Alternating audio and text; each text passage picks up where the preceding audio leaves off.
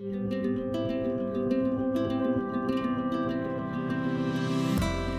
name is Ken Russell. I'm the Vice Chairman of the Miami City Commission, and it's my pleasure to introduce this bond. To you and the public who haven't heard about this yet, it's very, very important. It's going to be coming before you this November on the ballot. When you're voting for this, amongst other things, I really want you to pay attention to this because this is going to make such a big difference to the city of Miami. We have very complicated problems, and we need creative solutions to solve them. When you look outside your window and say, why is my road still not fixed? Or why is there flooding in my street? Well, we pay taxes. The city should be fixing these things. But if you study our budget, our taxes only go so far, and we're not going to tax you more. So this solution is going to allow you to look at your tax bill at the end of the year and not see an increase in that millage, yet allow us to go out for a bond that generates $400 million to do major infrastructure projects, capital projects, to fix the complex problems that we face. This bond includes almost $200 million to mitigate sea level rise and flooding. This is one of the biggest things facing our community, South Florida as a whole. And we don't have the tools to handle it. We're seeing water up to our knees on a sunny day. Our tax base as it is not enough to fix this problem. Our federal government is not providing enough for us to fix this problem. In addition to almost $200 million for sea level rise and flooding issues, there's roadway improvements, $20 million for the worst roads in the city, that you've been hitting those potholes and wondering why hasn't this been fixed. We have lists of unfunded projects that we want to fix that we haven't been able to get to, and this can help us get there. A general obligation bond is something that cities, counties, municipalities, it's a way of bringing in money up front and then paying for it over time. You pay for it in your property tax bill. And it is something that almost every city in the state of Florida, at least, is doing today. Not all of them, but most of them. And what it does is it allows us to do projects, brick and mortar, capital construction projects that could not be done otherwise. We can't afford $400 million every year. It's something that we can get the money early and then pay it back. Sort of like a mortgage. You get your money up front and then you pay every year for 15 or 30 years, depending on how you structure it. Well, that's the same thing here. It's not going to raise your property taxes. This is not a tax increase. It is a case where the city is paying off an existing bond, which frees up capacity for a future bond. Now, would your taxes go down if this were not implemented? The answer is clearly yes. I don't want to hide that fact. But it will not cause an increase. So much so, it's actually in the law. In the resolution that passed this bond, it says, here's the rate, it will not go above that rate. That rate is what we're expecting or proposing for next fiscal year. An average house in the city of Miami is $210,000. That's the median. That means as many houses cost more than that as cost below that. And what this bond would cost on that average house is $125 per year. And if I divide that by 365 days, that's about 35 cents a day. Your business, which is also paying the property tax, may pay a little more. But on the average, that is what it's going to cost. This is not something that's going to be spent right away. These are projects that take a long time to build. These are all construction related. This is hard facility. This isn't paying for employees. This isn't paying for operating supplies. This is for facility improvements and infrastructure. These projects will take anywhere from 15 to 20 years to completely accomplish everything that we set out to do here. And it'll take about 20 to 30 years to pay off this bond. While the categories have fixed amounts, so the bond that we're offering has these fixed amounts per categories, the projects within those categories are very flexible. So it allows our elected officials and our public to dictate to us, as these projects are ready to go, what is the most important that you have. We have a stormwater master plan that is coming very soon. It's in the works right now. And the money that we're setting aside for flooding and sea level rise mitigation, we're going to take what that report tells us where our most vulnerable areas are, and we're going to prioritize this spending. We will also have a Citizens Oversight Board that is going to ensure that the money being spent on the projects are eligible projects that fall within these categories. So you will have a say once this is issued as to where this money goes via the Oversight Board. What are the qualifications, if there will be any, and if there are some, it would be great for that portion to be included in the pamphlet that the communications director mentioned, so that we all know what the qualifications are of those individuals from the citizen side that will be overseeing the expenditures of this money.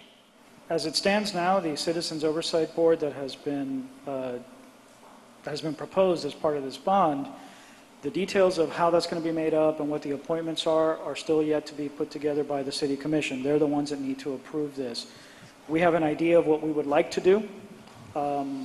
With an Oversight Board, but again, it requires Commission approval. However, I will tell you, the last time we issued a bond, we had a Citizens Oversight Board. It was appointed by the elected officials. There were certain qualifications that individuals needed, particularly living or working in the city of Miami. And any project that that was being funded by some of the general obligation bond money would go in front of the Bond Oversight Board to ensure that the purpose of that project was in the spirit of what was voted on by the community. I also caution that if we put too much requirements, that we're going to leave vulnerable communities, we're going to leave them behind. And they have to have a seat at the table. They are the ones who are being mostly impacted by the lack of affordable housing. The bond is actually addressing several resilience priorities of the city. Certainly flood risk and sea level rise, but the economic issues of affordability are equal stresses on the city that really tax our resilience. As you know, our green spaces, the parks, those are key places to keep people healthy in our well-being. Those are key drivers of resilience. And finally, the roads. Transportation has come out in all our focus groups' work as one of the top stresses facing our community. So this bond is very well, public safety and other issues, is very well designed to address our resilience in our community overall. So getting to the flood risk need, our city has the most exposed assets of any city in the world. Many cities have risks. We have a really precious city that many people love and are willing to invest in right now, but it's going to take some funds to protect it. Every dollar spent now to mitigate risk saves $4 in the long run if we actually have a flood event. It's wise expenditure of money. One of the things that we were asked to identify, and it wasn't a lot of hard work to do, was what roads need to be taken care of and what's our infrastructure needs. So we have areas in the city where we have our drainage system that what is out there is what was originally put in the ground 30 or 40 years ago when these roads were built. So needless to say, some of these systems need to be upgraded. There are some roadways that were built many years ago where there were green areas which have now been paved over for parking. We know that a lot of these smaller homes that used to be 2-bedroom and 1-bathroom are now 3-bedroom, 3-bathroom homes and have 4 cars parking not only within their property but on the pavement. So we've got to address these issues so we don't have these flooding concerns. We have these roadways that we drive over every day that we've got potholes on. We've got large drainage systems that, for the most part, handle areas that are close to the Miami River and near our bay. That some of these pump stations, with the amount of groundwater that we get in, some of them have saltwater intrusion, need upgrades, need maintenance. Some of these pipes are taller than I am in diameter. We have 72 and 84-inch pipes in the ground that we need to get in there. We need to line some of these pipes. We may need to do some major replacement. And needless to say, it does not cost pennies to get this work done. So we've been able to identify some of these needs. Obviously, every time we get a flooding complaint, we try to tackle it, but some of these projects just need a substantial amount of capital investment. In some ways, we're the face of the Go Bond initiative because we serve so many in our 143 plus parks between children, seniors, persons with disabilities, those who want to come for self-directed running, basketball. And in order for us to meet those demands, we have to be cognizant of the fact of one thing. A lot of our facilities are aging. And when they're aging, it's harder for us to meet the demands of what the public starts to increase in their requests of us. So in order to enhance services, meet the demands of a rising population, to be at the forefront of the state of the art in terms of technology and safety in our parks, we need to be able to invest in newer facilities, newer amenities within a park that will enhance the experience for all ages and allow us to make sure that as we have the population moving in, that we're meeting what they're looking for in terms of a delivery for their quality of life. So as Chris said, a lot of the projects that will be identified will be led through public input and through our commissioners, but we know that that will then tell us where their needs truly are, where their hearts are, and where they want to play. I'm here to discuss a little bit about the housing and economic development portion of the bond. As most of you know, or I should say, I don't need to lecture you all about the issues we have in affordable housing, but I'll also give you some numbers. In total, we have more than 40% of the population of City of Miami who spend more than between 30 and over 50% of their income on housing. That is a huge number. In the City of Miami, only 24% of the population of the City of Miami can afford current available housing. Only 24%. In New York, it is 22%. We need home ownership accessibility, because when you're saying affordable housing, you know, LeBron had affordable housing right down the street here, some $11 million. So what we need is housing for low to moderate income households. We need housing for working class people. That's what we want here in the city of Miami. So I'd appreciate it if you're going to mention affordable housing, at what cost level, what affordability level? You know, be specific. There are so many strategies that we have here. We have affordable homeownership strategy. We have workforce, new construction rental strategy. We have homeownership preservation strategy, where people who currently own homes and the homes are in need of repairs and they don't have the means to be able to repair them, because if we don't help them, then tomorrow they will no longer be in homeownership. So homeownership preservation. We have rental housing preservation. There are a lot of houses, small buildings in the city that are what we call natural occurring affordable housing. Those are things that we can help them upgrade them so that the developers will not come and tear them down.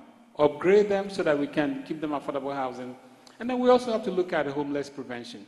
So all these strategies at the end, just for information, it does include affordable homeownership strategy for both low-income residents and workforce residents. The last general obligation bond that the city issued was in 2001, the Homeland Defense Bond. Many of the parks and many of the improvements that you today are enjoying, and sometimes you don't even know that you're enjoying them. But, you know, I grew up in the city. I lived in Flagami, and I remember going to Henry and Flagler Elementary, and I remember when it rained, I would be, you know, walking through waist-high water in order to get to my grandma's car so I can get home, if my grandma's car could get home with the water. You know, in 2001, we fixed a lot of those things in the city, and it doesn't flood that badly anymore when it rains. But those improvements were designed for the population that we had here in 2001.